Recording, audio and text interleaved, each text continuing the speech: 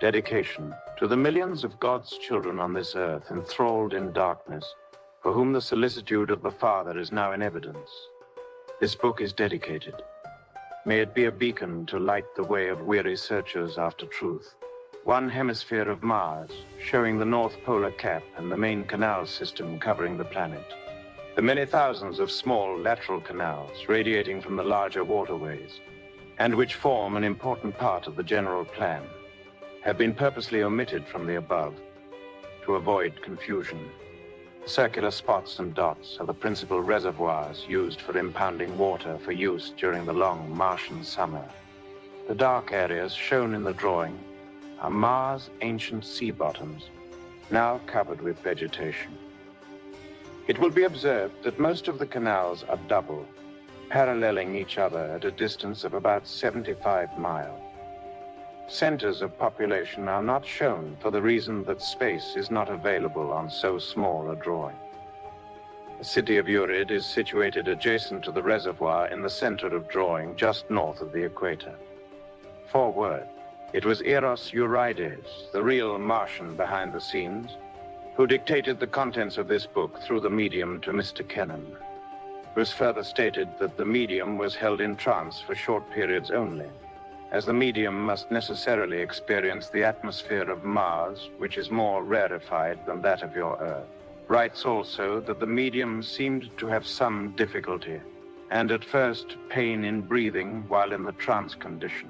Mr. Cannon also wrote in his foreword of the original book that it was not until January 4th, 1920, it was decided to write the book in which the planet Mars, its people, its form of government, its art, industries, philosophy of life, etc., would for the first time in the history of this world be given. It appears that Jesus, the Christed One of God, visited the planets of our solar system, the planet Mars being one of those visited and investigated. And as a proof of this, it was Jesus Christ who functioned as chairman or president of the great peace conference held in the vast Colosseum on the first sphere of the heavens of our Earth. That was in the year 1912, as fully reported in World of Tomorrow, page 98. It was at that conference he stated that universal peace must be speeded up, as there were other planets to be investigated, and that the Earth stood in the way and was becoming a menace to neighboring planets. Chapter 1. The Planet, Mars, and its Inhabitant. Years ago, as you measure time, I was an inhabitant of Mars, your sister planet. My name is Eros Eurides, the latter signifying of Urid. But a physical name is only an incidental in one's life. In the spirit world, we are given a name in accordance with our spiritual qualities and gifts and the kind of work we do. I came into material being as the fruit of the sacred union of my parents.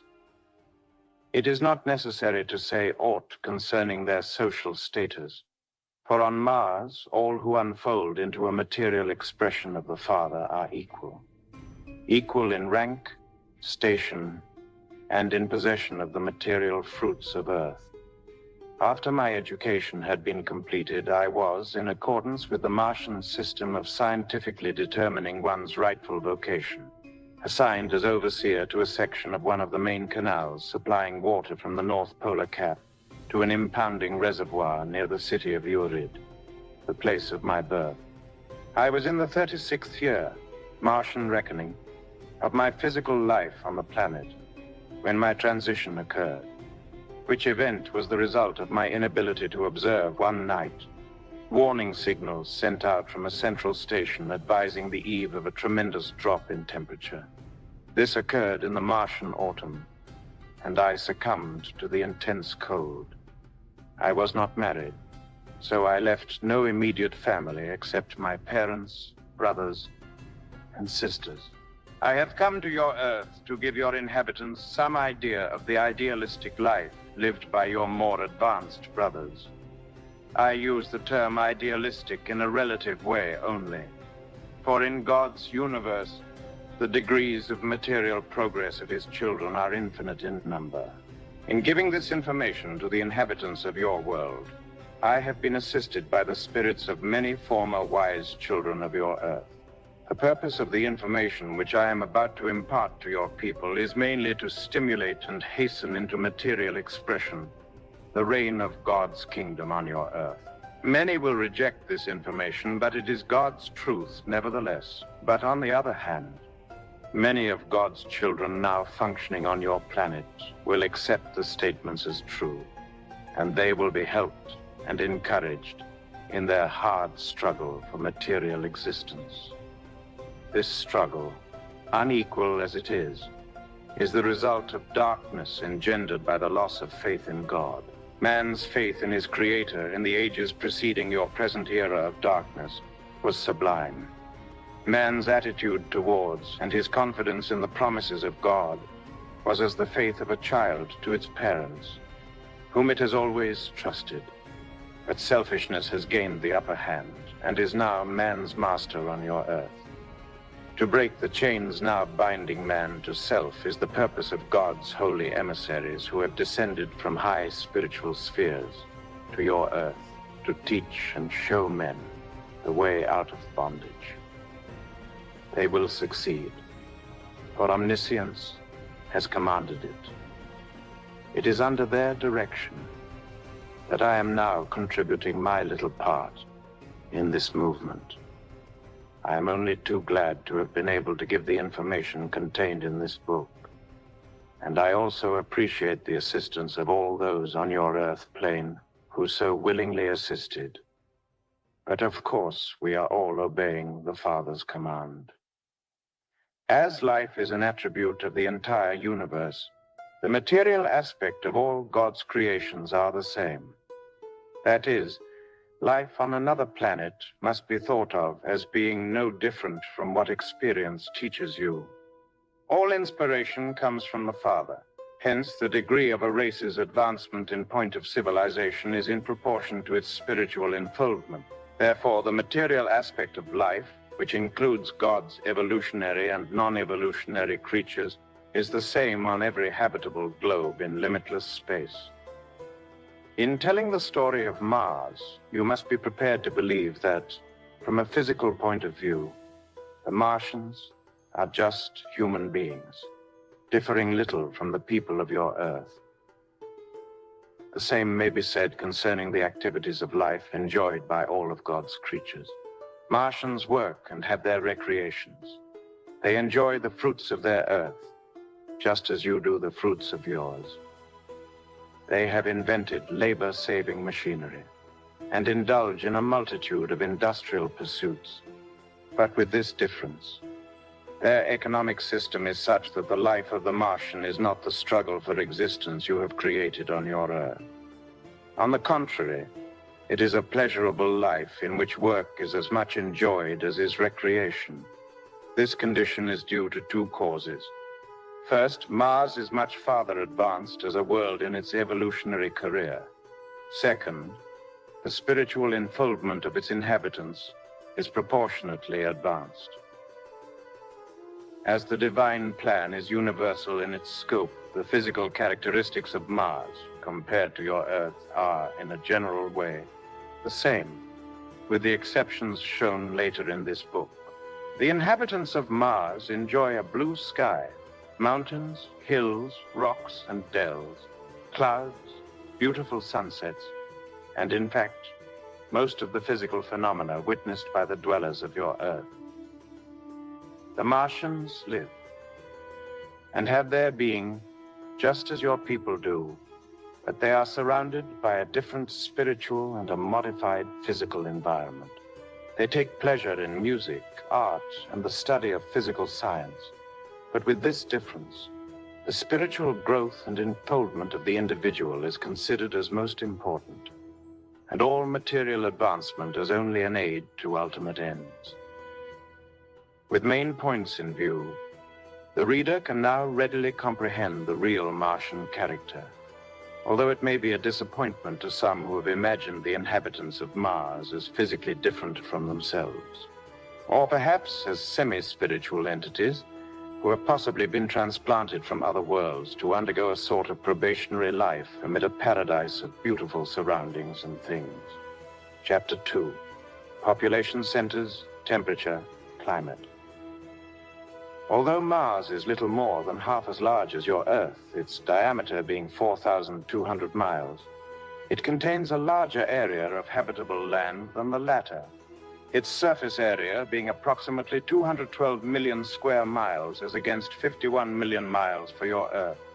Hence, our globe supports a larger population, about 13,160,000,000 people. Your population is in the neighborhood of 1,645,000,000. Your land area is 161 million square miles less than the land area of Mars.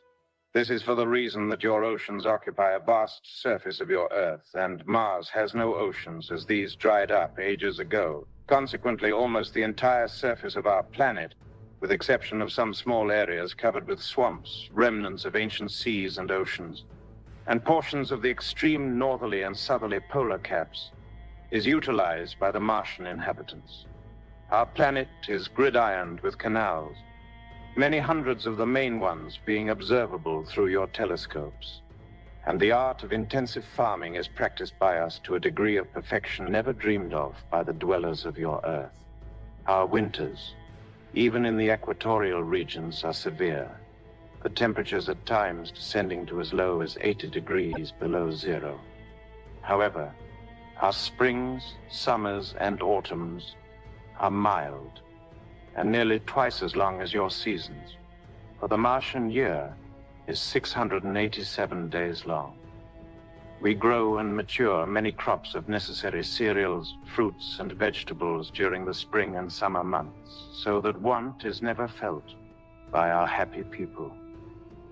Our method of irrigation is somewhat different from that practiced in the arid portions of your Earth.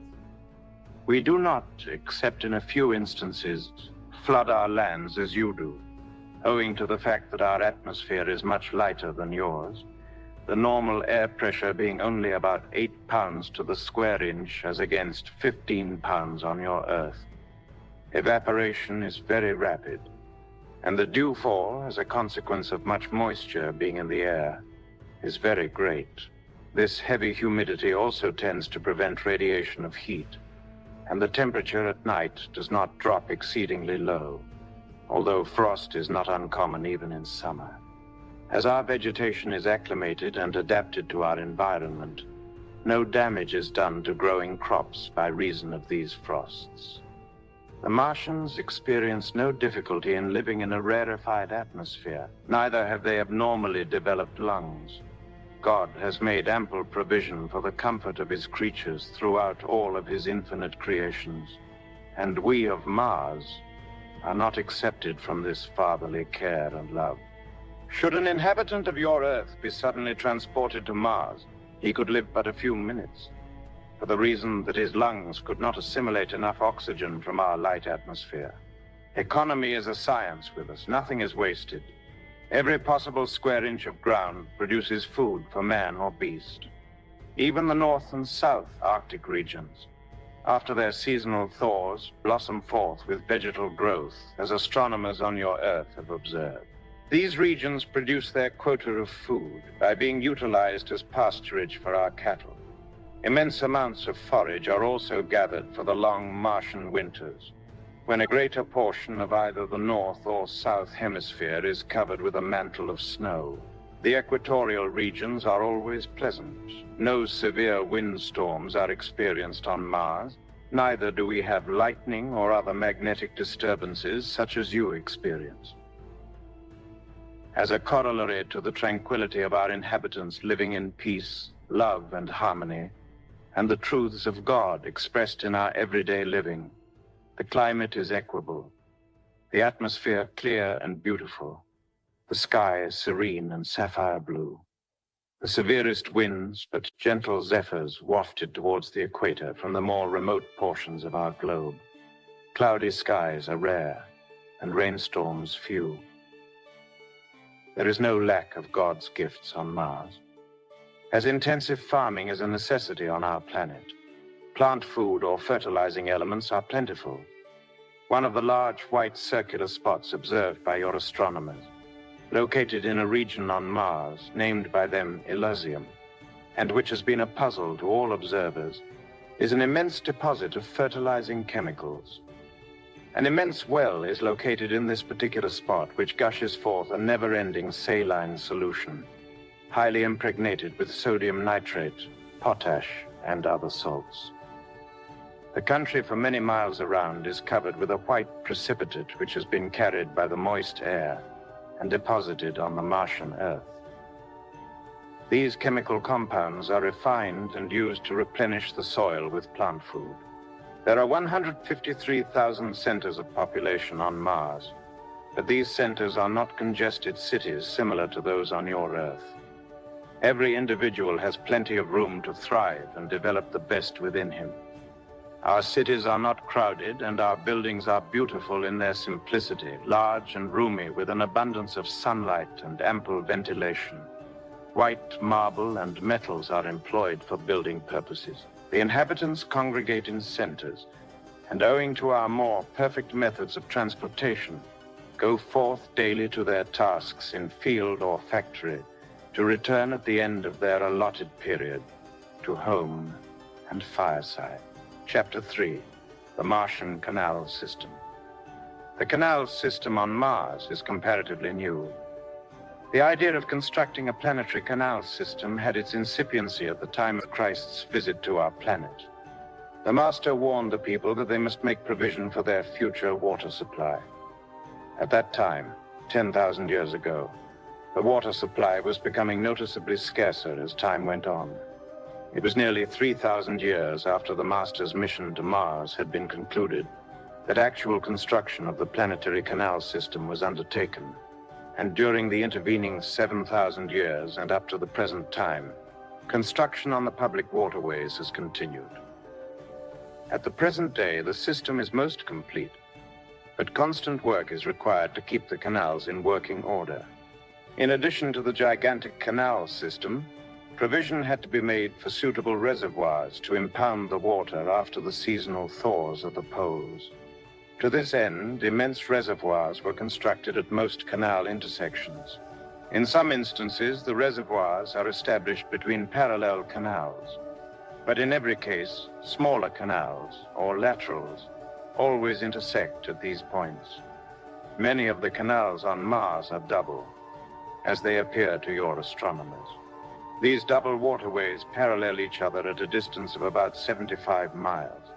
The reason for this is that as the Martian population is absolutely dependent upon the polar waters to irrigate their crops, any accident to a canal, such as a landslide stopping the regular flow of water or the breaking of a lock or gate, would mean a very serious calamity to a great number of people. And for that reason, soon after the main canals were constructed, second and parallel waterways were made for the purpose of guaranteeing an uninterrupted flow of water from the poles to the equatorial regions. The result of this was that on many occasions, the foresight of the Martian engineers, who had the water supply of the planet in charge, saved immense areas from drought. The rainfall on Mars is almost nil, and the immense population, 8 times larger than that of your Earth, is entirely dependent on the water supply from the melting polar caps. Water on Mars is a most precious fluid, and there is none to waste. Our oceans evaporated ages ago, and outside of the precipitation of moisture at the poles in the form of snow, none is to be had anywhere else on the planet, except in very meager quantities. The astronomer Lowell of your Earth, who made a life study of our planet, called these reservoirs oases, but he was mistaken in his theory. He concluded that these points, which appear as round discs in the telescope, were centers of population. This conclusion is erroneous. The centers of population on Mars are scattered over the entire planet, regardless of the position of the so-called oases. It is quite true that owing to the rapid evaporation of water in the comparatively thin atmosphere of Mars, the dewfall for quite a radius from the center of the reservoirs is considerable, with the result that vegetation springs up, giving the oases the appearance of a diameter of about 75 miles. The reservoirs are about 60 miles across and hold millions of gallons of water. The same explanation may be given of the canals. The dewfall on each side is extensive, and the vegetal growth which extends the full length of the waterways, and for thousands of miles in some cases, is most prolific. As the water in the canals, in most instances, is distributed by gravity, but recourse is had to a lock system and to immense pumps for raising the water to proper levels. The gates of the lock system and the pumps are operated by electricity, the control of which energy is well understood by us. In fact, we are centuries ahead of your Earth people in the knowledge of the use of electromagnetic energy. More will be given on the subject of electricity in a later chapter. Another source of mystery to your astronomers has been the appearance of triangular dark spots at the origin of some of the Martian canals. These have been referred to by your astronomer Lowell as carrots, named so by reason of their peculiar shape. These so-called carrots are the thoughtful provision for the impounding of a season's supply of water. In other words, they are in part a lock system for raising water to the level of some of the main canals, and embrace also a prodigious pumping system. These so-called carrots, as the telescope will show, are located at the edge of some of what appear to you as very dark areas on our planet. These dark areas are Mars' old sea bottoms, and in many instances have been utilized by our engineers as natural reservoirs for water. Their convenient location near the poles has provided ideal facilities for the preservation of an adequate supply of water. The construction of Mars' gigantic canal system, planetary in its extent, might seem to your Earth people an impossible task. And it might prove so to your Earth dwellers, should you undertake a similar project in the ages to come when your seas dry up, though it must be remembered that gravity on Mars, compared with your Earth, is as 38 to 100. Excavations of large waterways then becomes a comparatively easy task. We have no high mountains on Mars. In fact, none exceeding 3,000 feet in altitude.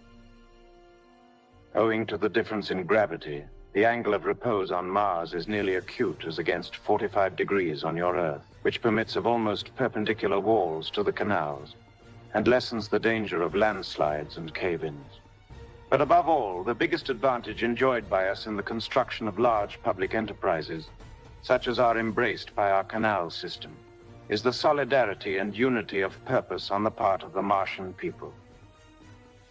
As love rules our planet, no internal dissension or public misunderstanding exists among its people to retard any undertaking that is necessary for the good of all.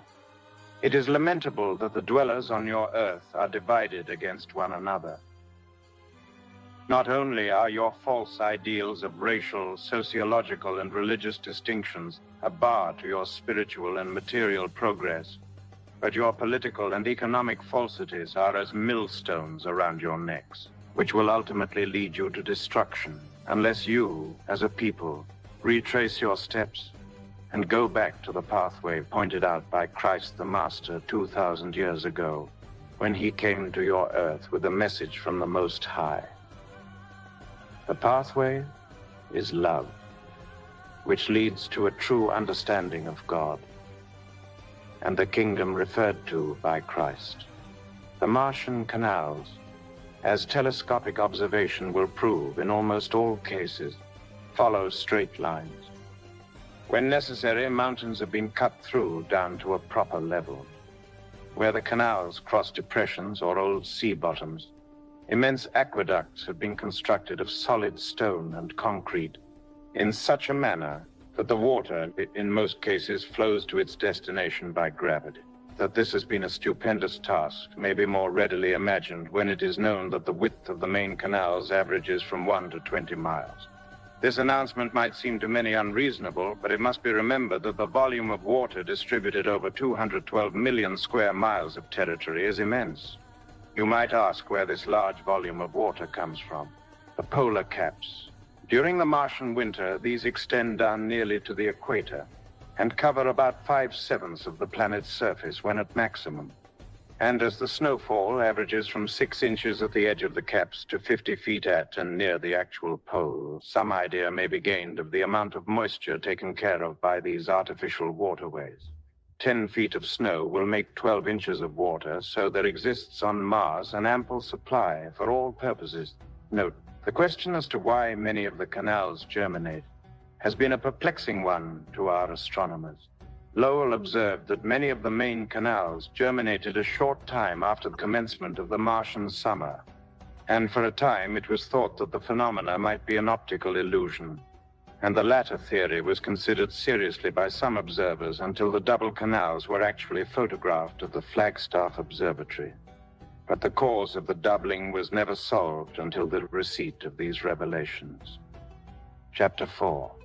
Planetary Economy. Economy is a virtue long cultivated on the planet Mars.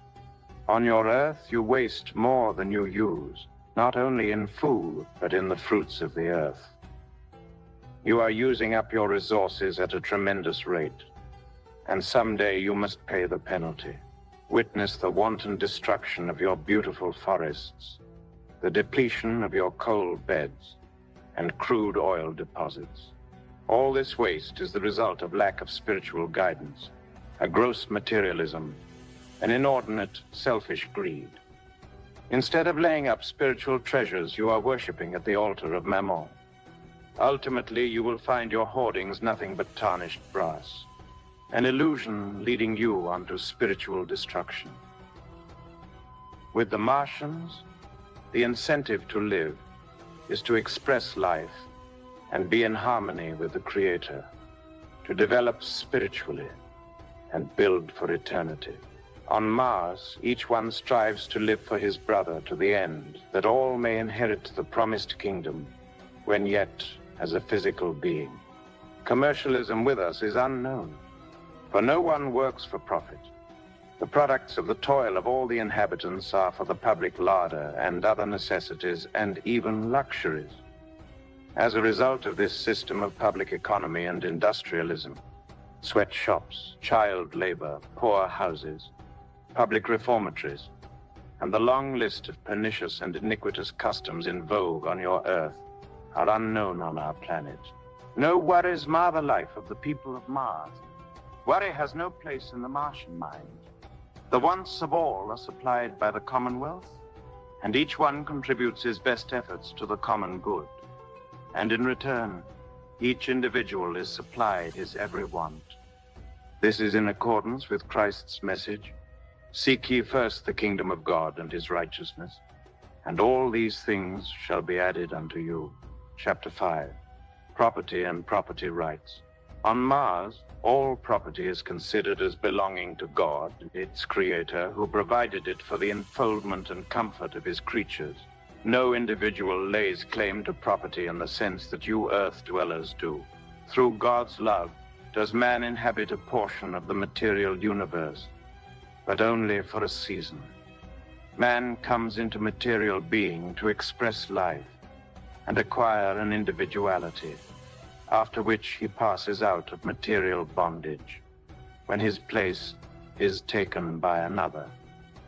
At man's transition, he takes with him only character, nothing else. If the things he has striven for during his material life have been but chimeras, the material things of life, the fruits of the earth, then in that case he will find himself poor indeed.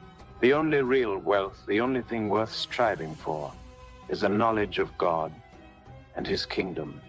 And with us Martians, a knowledge of God is the ultimate goal sought for. Hence, all material things to the Martian are but expedients, soon to be forgotten. Material wealth is an abstraction. Its usual evidence is the possession of property, which may be money, land, goods, or chattels, as the case may be. In final analysis, this concrete evidence of wealth is not real. Money is nothing more or less than a stamped token entitling the possessor to so much human effort. For the real value behind money, after all, is but so much human energy or force, varying according to its quality and its worth. Other forms of property, such as goods and chattels, are the result of human endeavor and may be secured by the exchange of money, or it may be produced by the owner. Wealth represented by lands which were created by God for the benefit of all humankind and not for the individual is the so-called right secured by barter, exchange, or inheritance, to use or withhold from use, at the caprice of the owner, of a certain piece or portion of the planet. Under a legal fiction, the title to land extends to the center of the earth and to infinity in an opposite direction. The text, "Thou shalt earn thy bread by the sweat of thy brow," has a deep significance to one who has come into a knowledge of truth.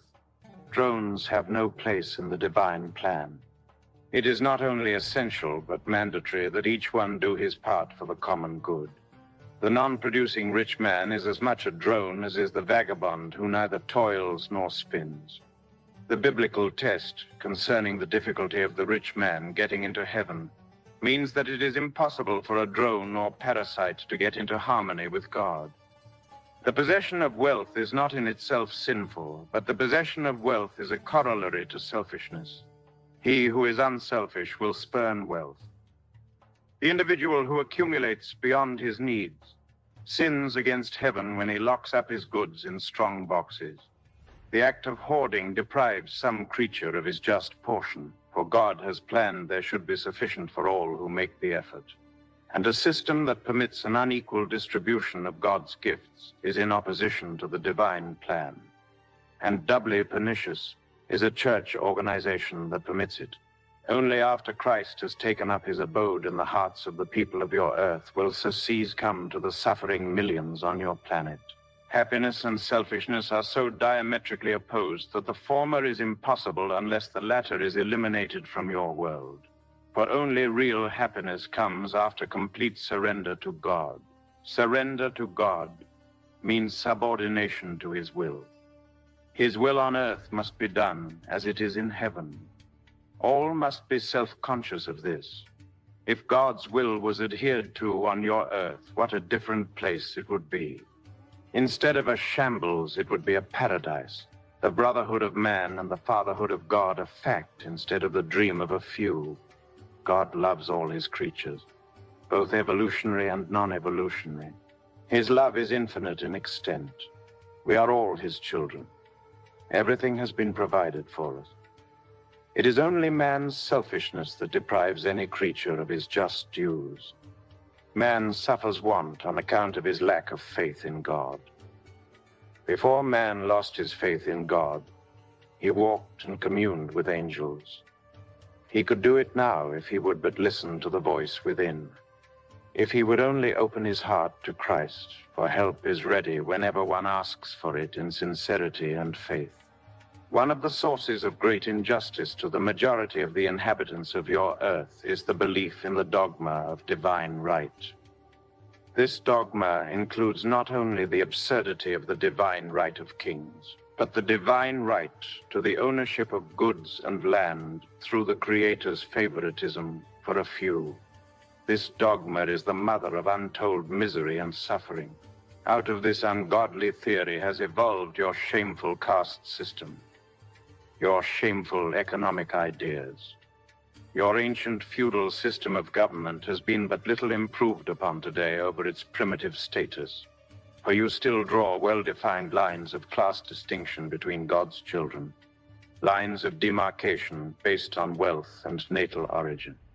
With your inhabitants, communal standing and social distinction is proportionate to the wealth of the possessor, or to the wealth or social standing of ancestors. The monstrous heresy of divine right is an invention of the powers of darkness and must be eliminated from your world, root and branch, before your progress forward is assured.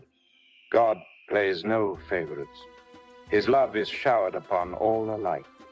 His gifts are for all his children. It was never the divine intent that a favored few should bask in the sunshine of his grace, while the majority suffered want and deprivation. These false ideas have been the procurers of darkness, of the Stygian gloom now overshadowing your Earth. Spiritual darkness has not always covered your Earth. In primitive times, ages ago, eras whose history has been lost to you, man on your Earth was in harmony with his Creator. This was in the Golden Age, when man and the angels of God walked hand in hand, when man communed with God, and when the Christ Spirit was abiding in the hearts of the people. In this age, man was spiritually developed to a degree almost unbelievable by you. Then the time came when man listened to the tempter, his baser self, and through the workings of the law of atavism, man degenerated almost to the level of his animal prototype. This incident in your world's history is the source of the legend of the fall of man in the Garden of Eden. Man disobeyed God by listening to self, by giving himself over to his selfish desires. He slew his brother, figuratively speaking, when he abandoned himself to selfish ends and took advantage of his fellow man. He has been guilty of that sin ever since. It is now inherent in his makeup. This selfish instinct must be eliminated before he can again find the Father's kingdom. No fences or other evidences of individual ownership surround the millions of homes on Mars. No lines of demarcation divide one plot of land from another. The millions of beautiful homes, beautiful in their simplicity, for over-ornamentation such as the dwellers of your Earth practice, is not tolerated on our planet, belong to the Commonwealth. The same are allotted to the individual as a life tenure only. The same custom prevails in the matter of personal property. Should a Martian have use for a flying machine, also used by another or other kind of property for personal use, he does not ask the use of same in the spirit that your Earth dwellers borrow from one another. Use of the needed article is requested with the idea that it belongs to the community, that all material possessions are the common property of the entire race. The millions of Martians live as one family. It is this solidarity, this filial consideration that one holds for the other that has made the stupendous and gigantic public works on Mars possible. In the absence of a universal unity of purpose, intelligent life on Mars would have become extinct centuries ago, when the last remnants of its oceans and seas dried up and a planetary irrigation system became necessary in order to utilize the frozen polar moisture.